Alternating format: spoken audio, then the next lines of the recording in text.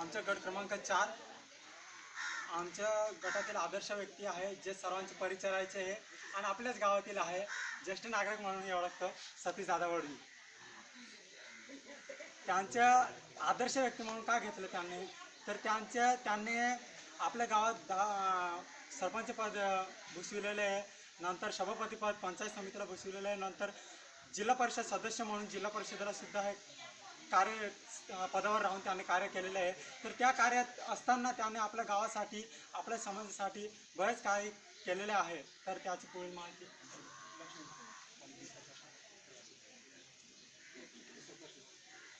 श्री सतीदादा वडवी यांनी गावातील मुलांसाठी माध्यमिक विद्यालय सुरू केले। संत गाडगेबाबा ग्राम स्वच्छता अभियान मार्फत जिल्हा स्तरावर प्रथम पारितोषिक मिळवून दिले। गावाचा विकास होण्यास महत्त्वपूर्ण कार्य केले। उदाहरणार्थ गावातील रस्ते, आरोग्याच्या सुविधा, शैक्षणिक सुविधा, पाण्याच्या सुविधा, हागणदारी मुक्त गाव, तंटामुक्त गाव, गावातील युवतींच्या मनात ज्येष्ठ व्यक्तींबद्दल आदर निर्माण करण्यास प्रोत्साहन दिले।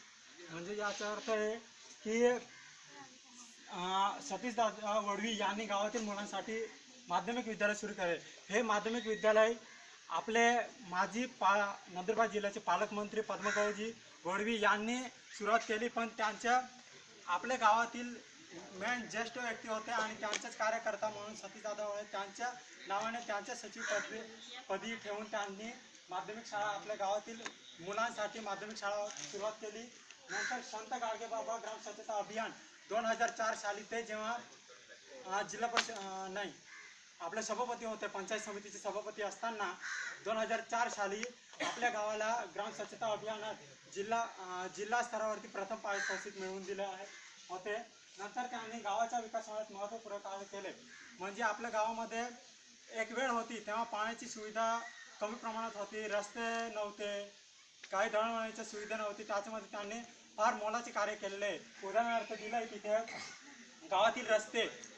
गावातील रस्ते, आरोग्याची सुविधा, जे दवाखाना वगैरे आहे आपल्या इथे, नंतर शैक्षणिक सुविधा, त्यांनी जी माध्यमिक शाळा ओपन करण्यास हातभार लावला, पाण्याची सुविधा जसे आपले टाकी आहे, घरोघरी नळ आहे, नंतर हागणदारी मुक्त गाव, जेव्हा हागणदारी मुक्त गाव झाले त्याच्यातही त्यांच्या मोलाचे कार्य राहिले आहे।